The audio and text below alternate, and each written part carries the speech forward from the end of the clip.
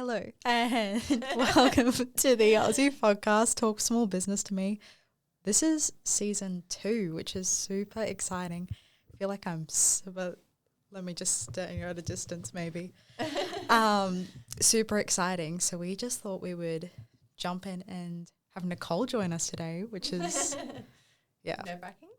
Nerve-wracking. I mean, exciting though. Like, Neil has been hankering for a Nicole episode since day dot. He was like, why me? Be Nicole. So this is lots of fun. How are you feeling?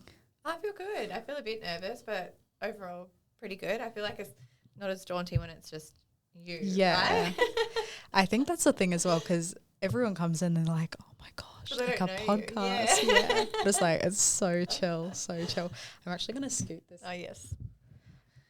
It's been, the headphones have been whistling in our ears since we've got it in. So we're just going to see how it goes. Hopefully we're not going to be like cut in and out with that. But I reckon we just jump in. Get to it. No dilly-dallying. Actually, what I wanted to do, because I did it in like the last season, just like every now and then, not even consistently. Not the song. The song. No. I was like, shit, only she would do that to me. Like, nah, I've got to do it. I don't have a business. Nah, I feel like you've got to do like your personal like mantra. Like, surely you've got one. Oh, I don't even know what the song's called, but you know, like that, hey, Nikki, you're so fine, but it's Mickey. Yeah, hey, Nikki. In my head, I sing Nikki, even though nobody calls me Nikki. Yeah. That's probably my mantra song. Oh, I love it. It gets me going. It's like you like put it in the morning, you're like. Yeah. Well, it's more like when I'm, it's just struggling or something and I'm like, oh, I can zone out to that song. Yeah, I had a friend that used to always put on 9 to 5, like every morning. Yes. Every morning we put on 9 to 5, like before going somewhere, and I would literally pick them up and they'd be in the middle of like, sorry, Tristan, I just need to finish my song. And I was like, all right, like whatever floats your boat, I guess. Yeah, it's not really an experience I've gone through, but I love that for them. I can't say I listen to that song very often. Like very rarely, but I listen to it. It's probably on the radio or something, but it just plays in my head when I'm struggling. Need that extra push to keep going on my run or something. It's like it's like your version of Ruby's like That's after. Right. It is. Yes. I'm washing my hair. Yeah. I was telling the girls this morning that my daughter, she's 4, and she's got that Harpa song in her head, which is like Bruno Mars APT or something. Yeah, it's like Apartment, isn't yes, it? It's Apartment, yes. And she sings washing her hair like, meet me at the horrible voice, but it's hilarious because there's a little 4-year-old singing it. It's so cute. It's just like the song's so annoying as well. I'm sorry if you're a fan, but like, oh, I can't. Oh. Ruby loves listening to it on repeat. So yeah, short car rides 2 times, loves it. It's like, oh, how many times does the song play? That's our distance. That's hilarious. Let's actually go for the questions. Okay. What originally drew you to the insurance industry, and like, was it planned or was it something you just kind of stumbled into? I guess a bit of both. So I worked in admin. When I first started school, I worked at Woolworths, and then I got an admin job, and that kind of admin job, I loved it and I loved the people I worked with, but it wasn't really progressing anywhere. And my sister-in-law at the time, so my nephew's mum, she worked in insurance and her mum worked in insurance, and they knew that I was unhappy and I was looking for work. So they said, "Oh, just send us the resume and we'll send it into the board and just see what happens." And I went for my interview there and started just in admin there. I didn't really know much about insurance other than probably nothing really, apart from honey working in there. And then, I progressed from there, and it's just a really good career. Like, I would definitely recommend it to the younger generation because I've never been without a job. It's one of those industries where if you're pretty good at it, and I wouldn't say that I was like really great at school or really into, that type of thing, but if you can focus on that one thing and you can get pretty good at it, it's really served me really well. So obviously somehow you ended up here. Yes. So what is your AUZi story? How did you end up here? I've heard some of that. I've heard story, right? His recruitment life. Yes. Yeah. Yeah. Ooh. Well, when I first started in insurance, I worked for a company called Traders Voice, and they specialised in liability insurance for market store holders. And I worked there for like 7 years, and I loved working there. And the only reason why I left was because I was commuting from the Gold Coast to Brisbane every day, and it got a lot. Hectic. And at the time when I was ready to leave, Com Games was coming on the Gold Coast, and there was heaps of roles for working at the Com Games. So I applied for that, and I got a job in accreditation for Com Games. It was like a 9-month contract. So I took that contract, and it was like my transition out of that company, because I always felt weird about working for another insurance company as well, because they were like my first insurance gig, and I loved them. So it was my transition out. When I worked at Com Games, I started a LinkedIn profile. It's something that everybody at Com Games kind of did, because everybody is temporary. Everybody knows they need to keep looking for work. And I had my Traders Voice history on there and all my insurance history there. And I was applying for insurance jobs through Com Games. And in my accreditation team, there was a fair few of us, like between, I'd say more than 20. And I was the only one before Com Games had finished that had another role to go to. Everybody was still looking and searching and hadn't found their next move. And I always felt comfort in that. But it wasn't even with AUZi. So it was just for another brokerage on the Gold Coast. And then I worked there for a year and a half. And in that time, Neil poached me on LinkedIn. So he sent me a message on LinkedIn, and I just ignored it. I kind of like read it on my screen. You know how you can kind of see like a bit, but you don't open it and you can kind of get a gist of what it was. And he was saying, oh, do you want to catch up for a coffee or something? And I was like, oh, that's weird. No, I just never opened the message. It's like scammy. It's and I just continued on with working where I was. I was like, oh, this is a fine position. I'm happy. And then Neil obviously didn't give up, so he found other ways to find me, and he found that I had a mutual friend with his son, and so his son's mutual friend and my mutual friend is actually my partner's mutual friend. They're pretty close. So this guy Jesse then messaged my partner Tony, and I can remember the time I was driving in the car with Tony and Tony's dad Earl, and Tony's like, do you have a LinkedIn message from some guy asking you to have coffee about a job? And I was like, oh, yeah, I got that ages ago, but I haven't opened it. And Earl and Tony are like, what? Like, open the message. Like, what's the worst can happen? Like, just have a go. Like, and I was like, oh, my gosh. So in that moment while we were driving the car, I opened the message and responded. And then I guess it was still like another month or two of then a couple of catch-ups with Neil. We had coffee a couple of times. And again, like even that first coffee meetup, I didn't really know what to expect. I thought maybe he just wants some information about the industry and like about working with store holders and stuff, because I did investigate AUZi and what it did. And it just progressed from there. And yeah, headhunted me, and then I left my other place and came here, and the rest is really history. But even that was very crazy, because I started here in 2020 and COVID happened, and within my first 3 months of being here, I fell pregnant with Ruby, and so it was busy. I fell pregnant with Ruby. COVID happened. Well, probably COVID happened first, to be fair. So we were all sent home to work. So like I'd been in the role for like a couple of months, and then I'm working from home on my own, and was pregnant, and then had to tell Neil that I was pregnant. Within my 3-month probation, I wanted to tell him before.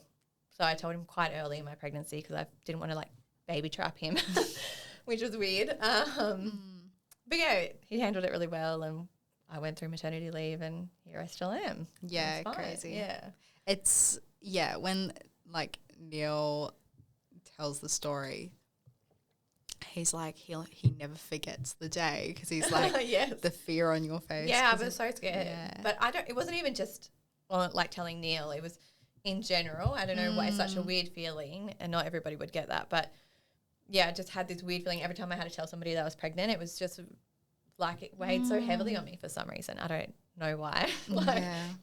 We definitely wanted to have Ruby, and we were trying, but I don't know, it just felt very awkward for me to go and tell people that I was pregnant. So it was I remember I told him, because we used to catch up at Rose's house to try and like keep it all moving, and so I told him at the front of Rose's house one day. But it's like exciting that you've been able to, I guess, have that journey, I guess. Yeah, yeah. And even just the way that, your 3-month probation, and then you were like, ooh. Yeah. So this is the reality. Yes, that's right. Not that Neil would have kicked you on the No, street not at at all. all. And I never thought that he would, but I just didn't Yeah. want to, like, it just feels like, I guess not honest. Like, Neil's an honest person and very transparent. So having that secret and not saying anything and waiting it out just never seemed natural. Yeah. Yeah, and It now was a good journey. now it's like 4 or 5 years later. Yeah, Ruby will be 5 in December. So, yeah, it'd be a good, nearly 5 years, I guess, Yeah, wow. since that news. Yeah. And then another baby on the way. Another baby on the way, yes. Oh, it's like a full circle. It is, yeah. Yeah. It wasn't as daunting this time, but yeah. Yeah, it's a full circle, but a bit more job security. A lot more job security, Yeah. I reckon let's just jump into like the insurance-y side of things. Yeah, cool. So what's one common misconception that people have about the insurance industry that you're passionate about, like challenging or debunking or something like that?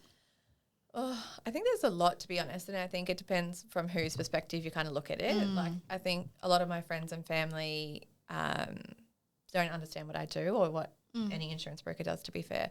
And I think they picture me like the meerkat on the TV with my little headphones on and comparing the market all the time, which obviously is not so far from my reality. And I think, I guess people, I don't know, the biggest thing that annoys me. The biggest thing that annoys me. It's hard to think about it from like everyone's perspective, but I think a lot of people have a misconception of insurance that it, like, they're entitled to get that payment back or something. But I guess insurance is a job and it kind of has to fall within to the policy standards. And the intention of insurance is to put you back into the same position you're in before the claim. And I think sometimes people think that they should be getting more back, or it's just misconceptions of how the policy would respond. And I think that comes down to education. It's not even, you know, the consumer's fault. And it's probably a lot of the time the insurer's fault as well for not trying to educate them enough. So I think it's really just a lack of education, which is frustrating, I think, for all parties. Yeah. Trying to, like, and because they don't make it easy. Like, some wordings and things are very complicated, and so then how does somebody with no insurance knowledge interpret that? I don't know if that even answers the question. Yeah, it does. I think there's totally this, I feel like there's a perception on the insurance industry where it's like almost like faceless. Yes. There's no one behind it. There is nothing. We were talking about it the other day, right? That people don't understand that there are people and these is like livelihoods and all that sort of thing. It's not just a big enterprise that's just trying to steal your money. Yes. Yeah. Is there anything you would say into that, or? Yeah, like, I think from our perspective at AUZi, it highlights it a lot for me because like, AUZi isn't a huge, big organisation. We're a small company. But we have an insurer that backs us. So Berkeley is our insurer, and they're the big global guys that have a lot of money backing them, but we don't. And I do feel like a lot of clients don't understand that there's a person in the middle, which is us, and we're just everyday normal people. And we're not this huge multi-million-dollar company, but I don't think it's too relevant with us because our clients are, I guess, the people we attract. Generally, we don't attract too many complicated ones, but yeah, I don't know. It's quite a tricky one because I think it does really come down to education a lot of the time. So I kind of have empathy on both parts where it's like, well, they just don't understand. It's not like somebody's trying to be malicious in this situation and just trying to educate people. Yeah. Do you think that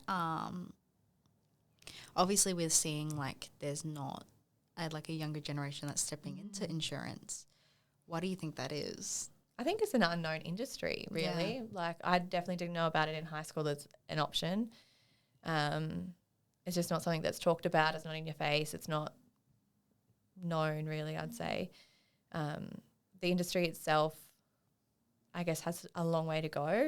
It is a bit daunting that there's no younger generations coming in, and how the insurance brokerage are going to pivot. And they already kind of are with having ARs and stuff. So that's like an authorised representative. So the way that works is there would be like an umbrella company and they have the license, and then there'd be reps underneath that sell the insurance for them.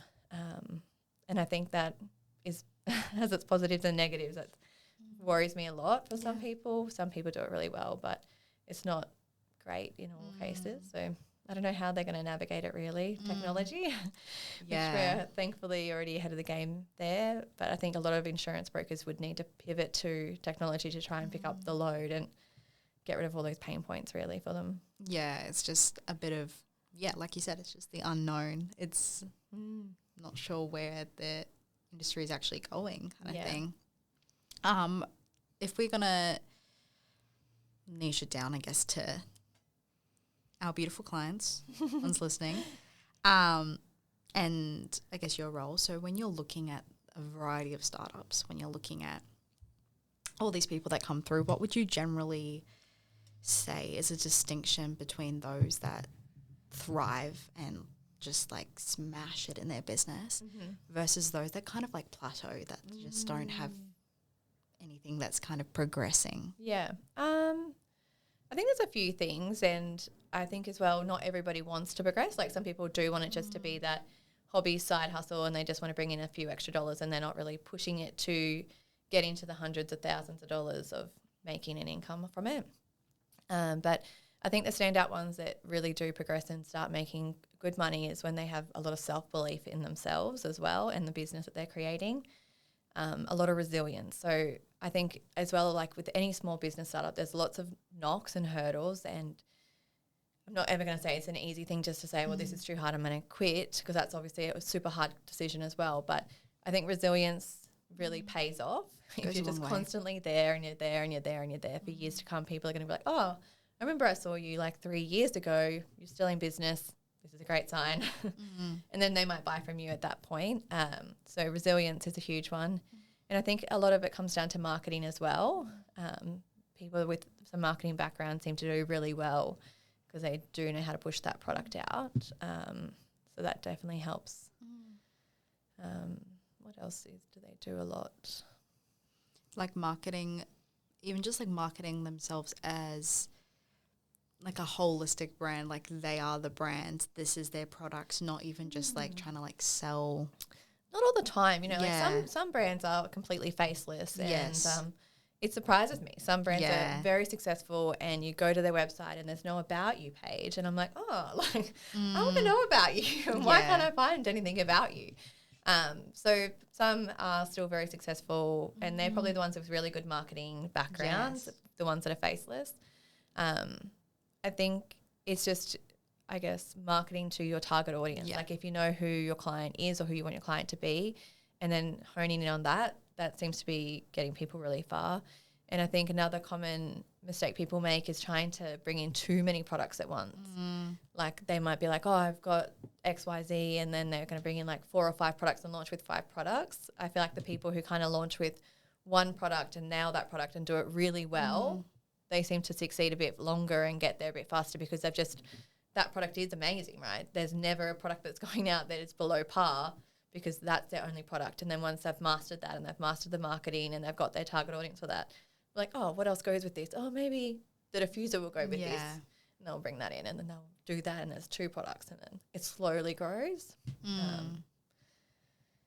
So I think trying to keep it small initially and pushing through with that one product is ideal. But people do it differently all the time and I guess it depends on what your goals are, but definitely understanding who your customer is a huge advantage. Huge advantage. For sure. Like you can oversaturate your business and you can almost burn out your resources before you've even begun. Yeah, and if you don't know who your target audience is, you're just like putting it out to the world, right? And the world is huge. But at least if you know kind of what your niche is or who you're looking for, and you're like, oh, I'm going to try and target, 18 to 25-year-olds. It's mainly going to be females. It's going to be these, they might be into the beach because they like this smell.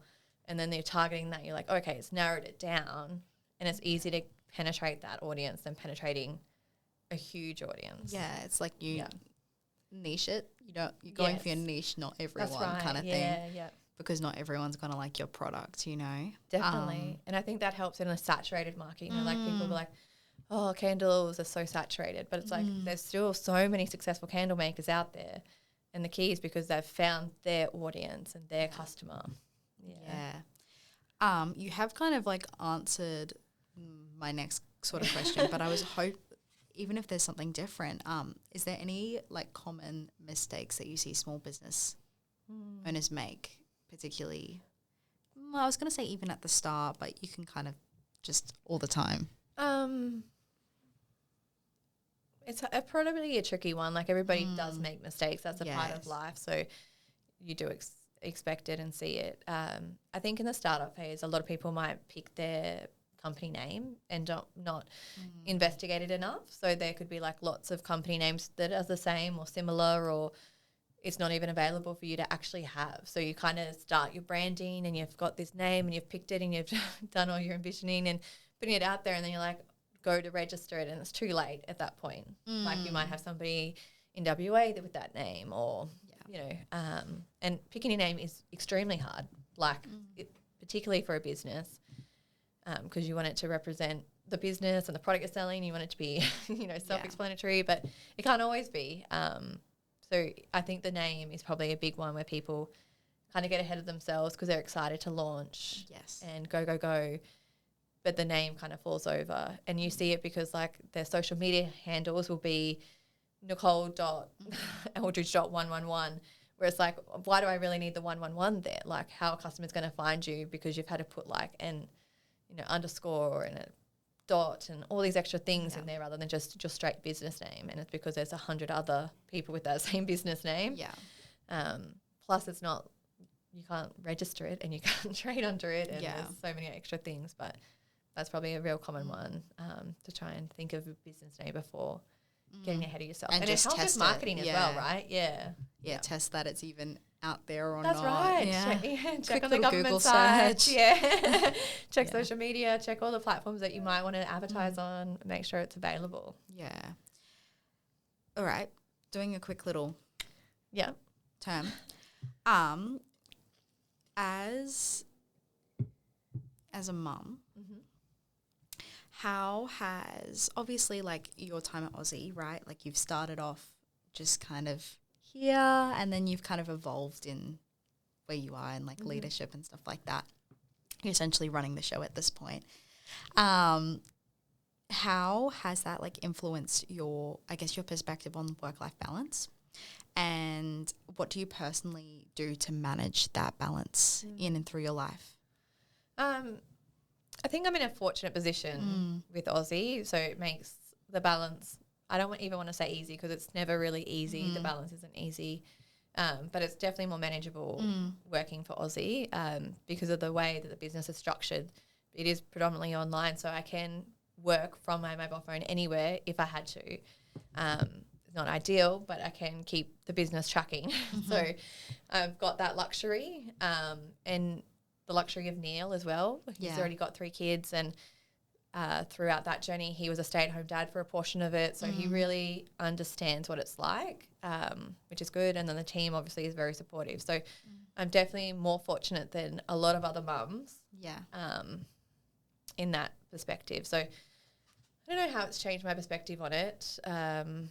I think working at AUZi probably was the one that changed it the most, probably not even becoming a mum. I've always been an auntie since I was like 14, and I've always taken that role very seriously anyway. So I've always kind of needed roles to be flexible around my family. Like even before I was in insurance, I used to pick my nephew up from school after school care, and then when I was commuting to Brisbane, I used to drop him off to school. So I always needed flexibility around that anyway.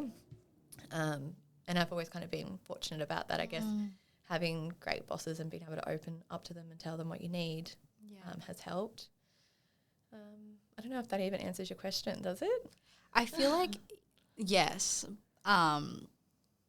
Is there anything that you do to kind of like, obviously there's work, there's being a mum, which is a second full-time job, but then there's also just you and your life. Is there like anything you try to like employ in your life that's like this is how I'm going to navigate this all and create that balance. Does that make sense? Yeah. Again, I'm fortunate with where I work. So like I start work at 8:30.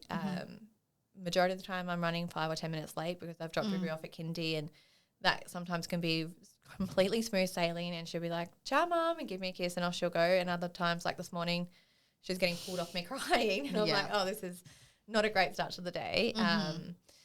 But yeah, so I start work at 8:30, and then I go to the gym at 9:15. So I'm here for like 45 minutes, and then I leave again for an hour and go to the gym. And I try and do that 3 days a week, and I'm lucky that I can do that in my work hours, because if I couldn't, then I don't know when I would do it, because after work I want to be with Ruby. Like, you know, in the mornings I have like 2 hours with her, and in the afternoons I have 2 hours with her. And in those 2 hours it's like getting her awake and getting her to bed, it's bathing, it's feeding, it's all the chores that has to happen, and you're trying to squeeze in some fun in there as well.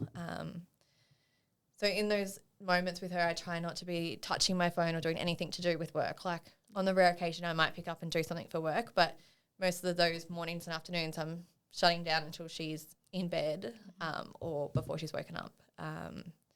So then she just gets my full attention, and that is a lot more helpful. Like if I am doing something on my phone for work and she's there, it just makes life more complicated because she wants my attention, and it's not fair for her. So I guess trying to switch off in those moments. And on the weekend I do try and switch off from work. So I will jump on sometimes, but normally it will be outside of Ruby. So like when she's gone down for a sleep at nighttime, or she might be sleeping in, I might jump on in the morning and do some work. But it's always trying to, I guess, prioritise her and my family life outside of it. Yeah, great. And is there something that you're excited for or nervous about in this next 12 months? A lot. Yes. Having another baby, and that juggle and what that looks like with Ruby as well. Like Ruby's going to be 5 in December, and it's a long time of being an only child. Yeah. And she's very spoiled and gets a lot of love. And that scares me as well, like needing to separate, like split my love between 2 children. And I know it's possible. Like I felt that way. It seems so bizarre, but I had my brother had his son when I was like 14. So Trey was like the only child in our family for like 15 years. And then my sister was pregnant, and we were like, oh, there's going to be another child. And we were like, what? How's this going to happen? And I remember thinking like, oh, are we going to like love her? Am I going to be as involved with her? And 100% I am.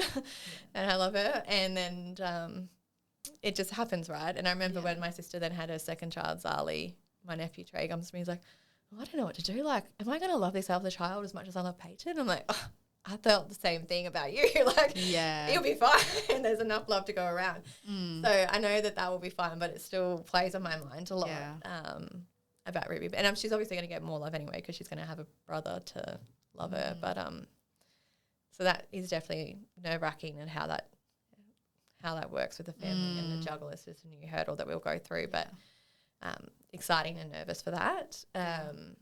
From work's perspective, there's a couple of things I'm nervous about.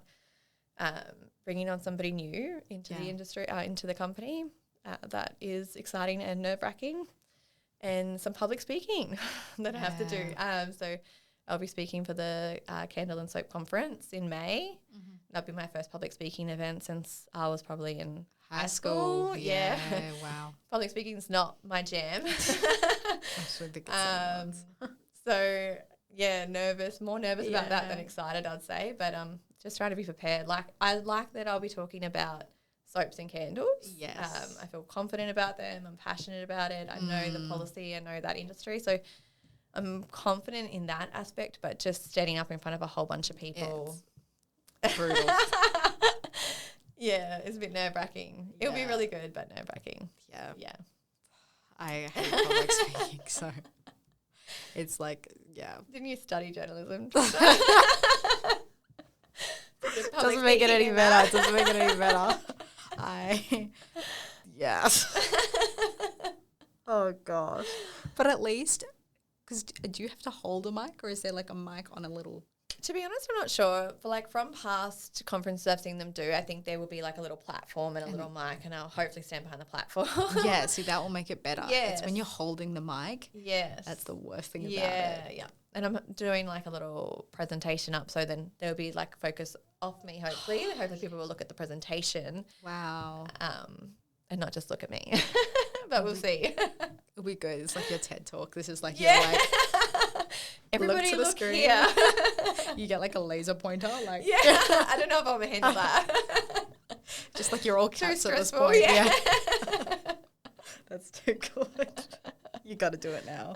I'm invested in this concept. I actually wanted to finish off with answering some questions, right? Yes. Yeah. So I have been deep diving on Reddit forums, which is a dangerous place sometimes, but I have found some questions and that you might relate to that might be burning on your mind as well. So I just thought, why not? Great. Okay, so this is little heading. Those that sell their candles on Etsy or at farmers markets, do you have liability insurance? And then it says, I keep going back and forth between whether or not I should sell my candles because of this. Do I get liability insurance or not? If I do, will it really protect me? Or if I don't, will I get sued and held responsible for any damages? Where can I even find insurance for making candles? Everywhere I look specifically says they do not candle makers. Looking for any and all advice. Mm-hmm. The big question. Yeah. Definitely would recommend insurance for any candle maker. I think a lot of the time we do get people saying, oh, I only make them for family and friends, so it's not a big deal.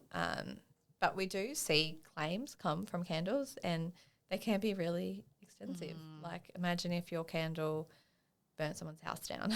Yeah. And a lot of times people then would give, feedback of going, or I guess debating back going, oh, but would that be their fault? My candle, I haven't been negligent in that. My candle's perfect. The wick size is done. I've mastered it. I haven't done anything wrong with that. And it's probably the way they've burnt the candle. And, there could be definitely some truth to that. But at the end of the day, if somebody has lost their home or damaged their home or anything of their property, they're a victim. From your candle, like you kind of want to compensate them, and even more so if they are family or friends. Like imagine if your candle was responsible for your, in-laws' house burning down or something, and you're like, oh, sorry, didn't get insurance, and you don't have insurance. What a bugger. We don't have any insurance for this. So I think it's really important to get insurance. It's not legal, like you don't legally have to get insurance, so you can choose to act uninsured. Definitely not recommended. And I think if you look in forums, I'd love to know what everyone answered on that. Yeah. Everyone was like, please get insurance. Strongly recommended to get it. Like, and it's not that expensive. Like it is an outlay, but it's definitely an investment to protect your business, especially if your business keeps growing. Yeah. Our next question. I'm starting a candle business. However, I'm going to get my products from a manufacturer with private labeling. Do I need liability insurance, or is it not needed since I'm making the candles and didn't design them?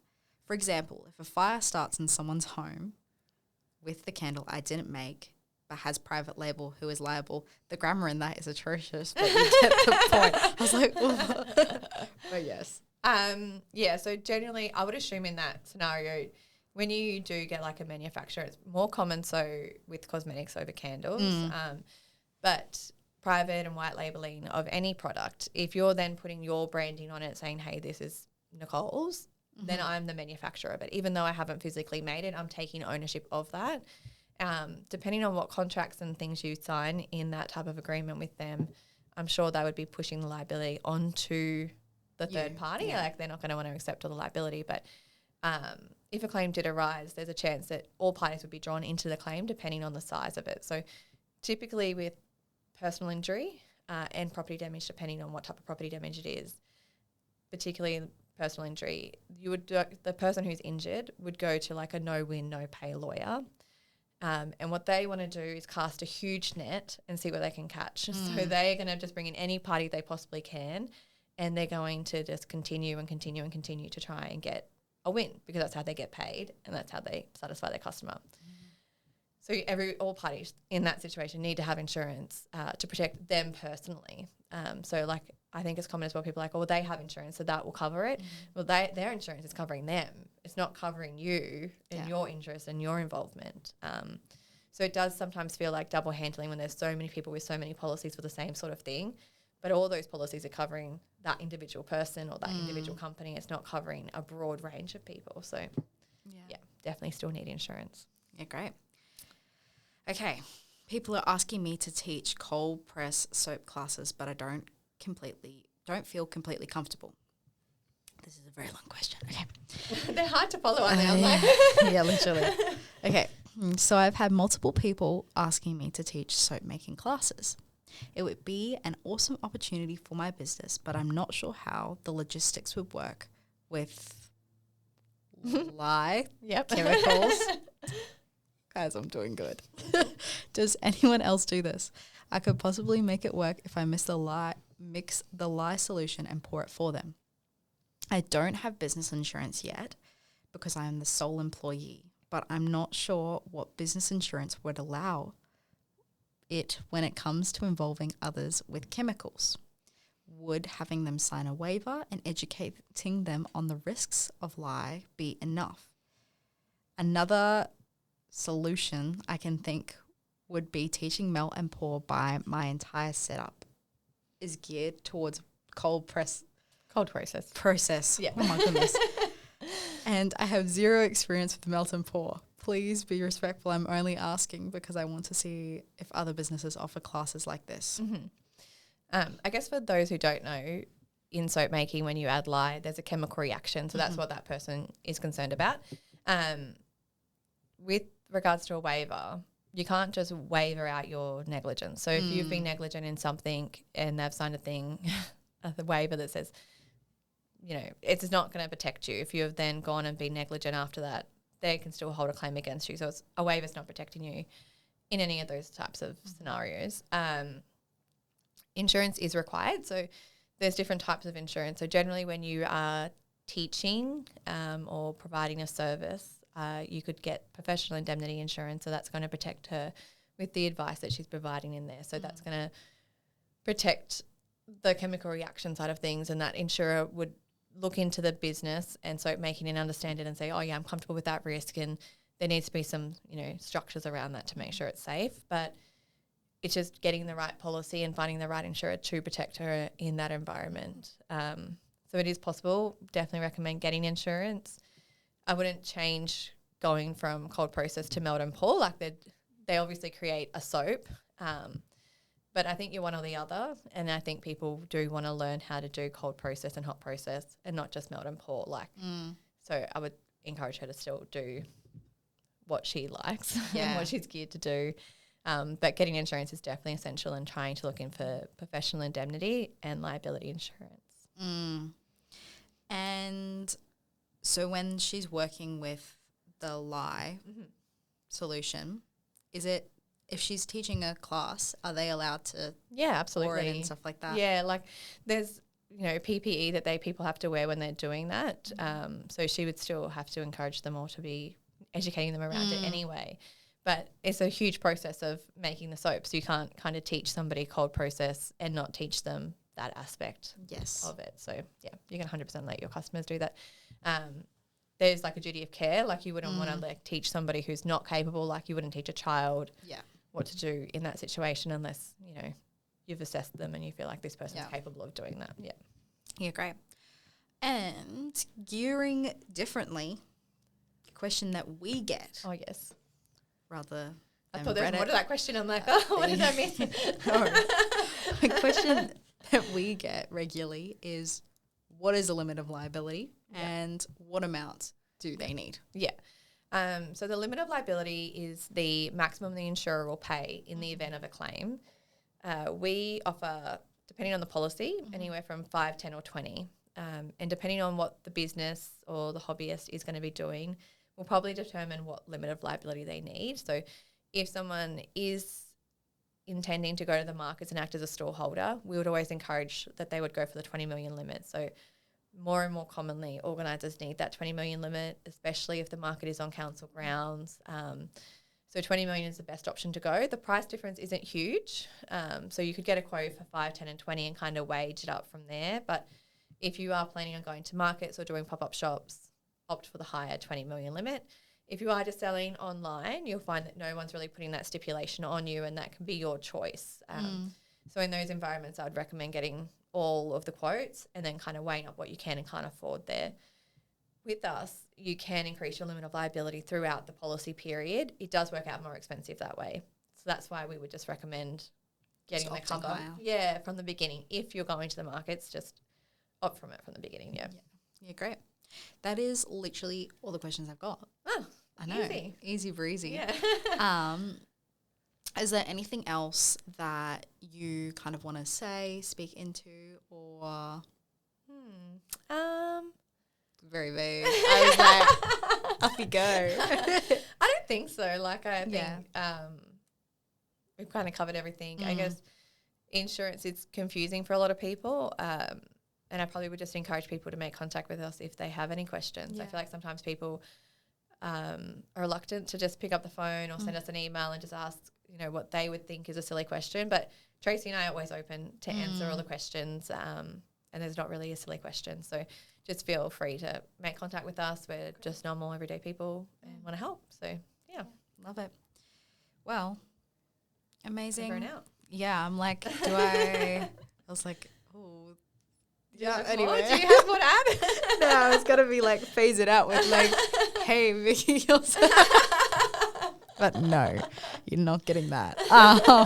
Anyway, thank you for joining the first episode of season 2 of Talk Small Business to Me. Super exciting. We love it. Tune in next time. Let us know what you love. That is Talk Small Business to Me. See you later. Bye.